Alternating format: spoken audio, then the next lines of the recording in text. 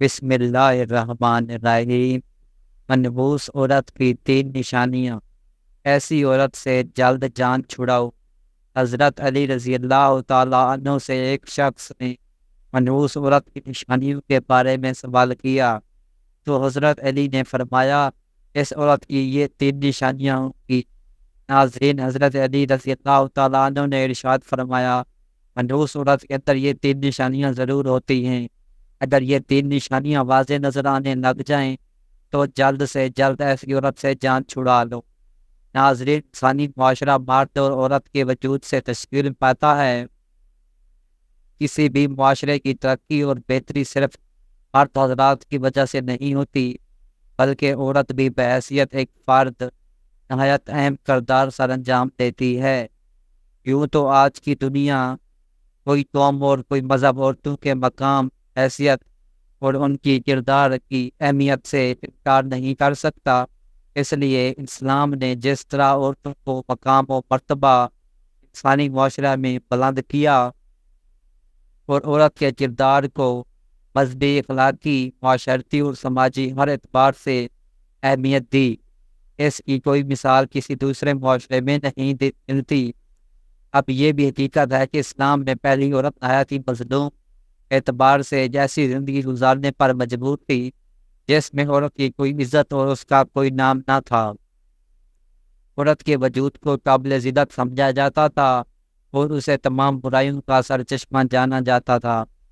اس کے بعد اسلام کی آمد سے عورت کی غلامی، ذلت، ظلم سے آزادی کا پیغام تھی۔ اسلام نے تمام رسم و رواج کو مکمل طور پر ختم کر دیا جو عورت کے وقار کے خلاف تھے، اور عورت کو وہ حقوق عطا کیے جس سے معاشرے میں عزت و احترام کی مستحق ہوئی جس کی مستحق مرد ہیں۔ محترم ناظرین، اسلامی تعلیمات کے لحاظ سے عورت کا پہلا روپ ہی اس دنیا میں رحمت ہے۔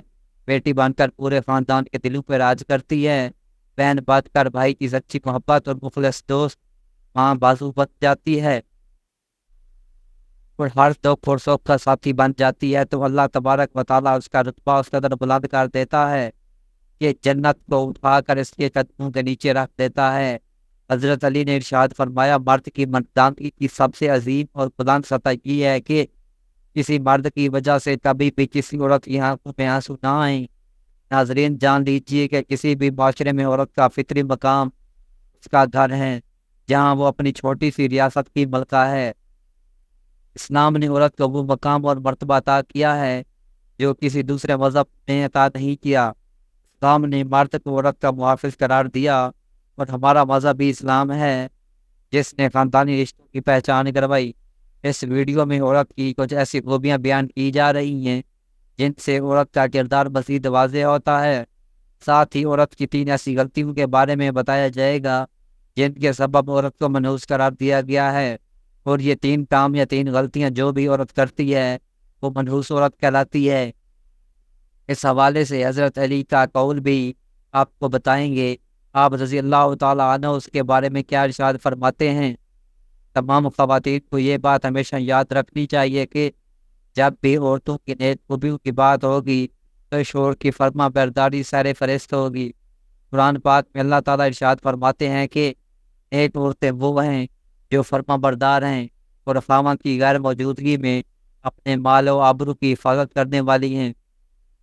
ایک مرتبہ حضور نبی کریم صلی اللہ علیہ وسلم سے پوچھا گیا کہ بہترین عورت کون سی ہے، تو آپ صلی اللہ علیہ وسلم نے ارشاد فرمایا وہ عورت کہ جب اس کا خاوند اس کی طرف دیکھے تو یہ اسے خوش کر دے اور شوہر اسے حکم دے، اس کی اطاعت کرے اور اپنے جان و مال میں اپنے شوہر کا ناپسندیدہ کام بالکل نہ کرے اور اس کی مخالفت نہ کرے۔ عورت کی محبت اور اس کی اطاعت میں سب سے زیادہ حقدار اس کا شوہر ہے۔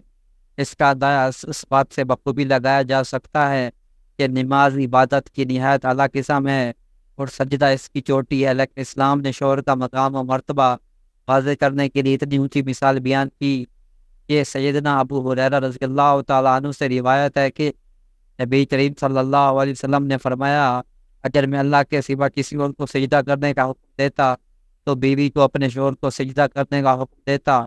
پھر آپ صلی اللہ علیہ وسلم نے ارشاد فرمایا اس کی ذات کی قسم جس کے قبضے میں میری جان ہے، عورت اپنے رب کا حق ادا نہیں کر سکتی جب تک وہ اپنے شوہر کا پورا حق ادا نہ کرے، حتیٰ کہ اگر شوہر آپ سے بلائے اور وہ سواری پر ہو تب بھی اپنے آپ کو نہ روکے۔ حدیث مبارکہ میں ہے کہ جس شوہر کو اپنی بیوی سے تکلیف پہنچی، جنت کی حوریں اسے بد دعا دیتی ہیں۔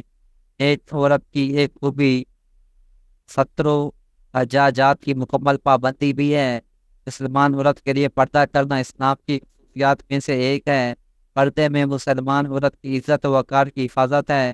پردہ ایک رحمت ہے۔ اسلام نے عورت کو انتہائی بیش قیمتی سرمایہ قرار دیا، اس لیے اس کی حفاظت کا خصوصی انتظام بھی کیا۔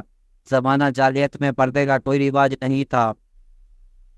یہ صرف اور صرف ایک اسلامی حکم ہے، یعنی اسلام نے پردہ نافذ کیا۔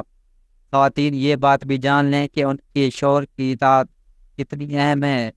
قرآن و حدیث میں اس کی تاکید اس طرح کی گئی ہے کہ جو کام بھی کرو اپنے شوہر کی اجازت سے کرو۔ اس سلسلے میں چند حدیث یہاں پیش کی جا رہی ہیں۔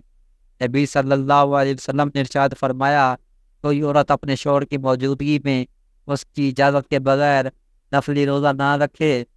اس کے علاوہ بھی چند نیک خوبیوں کا ذکر کریں گے۔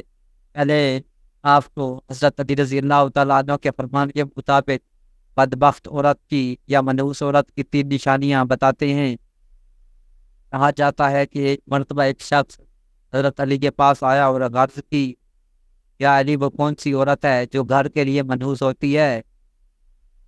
حضرت علی نے فرمایا، اے اللہ کے بندے، اللہ نے کسی بھی انسان کو منحوس پیدا نہیں فرمایا، مگر افسوس کہ یہ انسان کے اعمال ہی ہوتے ہیں جو انسان کی زندگی پریشانیوں میں دھکیل دیتے ہیں۔ تو یہ شخص حضرت علی سے پوچھنے لگا، یا علی وہ کون سے کام ہیں؟ تو حضرت علی نے ارشاد فرمایا، گھر کے لیے وہ پریشانی کا سبب بنتی ہے جس کی رگ رگ میں یہ 3 عیب پائے جاتے ہیں۔ پہلا یہ کہ وہ اپنے گھر والوں کی غیبت کرتی ہو اور ادھر کی بات ادھر پہنچاتی ہو، جبکہ دوسرا یہ کہ وہ بار بار جھوٹ بولتی ہو۔ تیسرا عیب جو کسی عورت کو منحوس بنا دیتا ہے، نبی صلی اللہ علیہ وسلم کے مطابق جو عورت اپنے شوہر کے بلانے پر اس کے پاس نہ جاتی ہو تو فرشتے آسمان پر ایسی عورتوں پر لعنت بھیجتے ہیں۔ ایسی عورتیں گھر کے امن سکون کے لیے منحوس ثابت ہوتی ہیں۔ محترم ناظرین، جان لیں یہ 3 عادتیں ہیں جو کسی بھی عورت میں تو آپ 7 گھر والوں کو برباد کر دیتی ہیں۔ اس لیے گھر کی خوشحالی اور سکون کے لیے یہ کام کر دینے والی، یعنی غیبت کرنا، شوہر کی بات نہ ماننا اور جھوٹ بولنا، یہ 3 کام کسی بھی عورت ہرگز نہیں کرنے چاہیے۔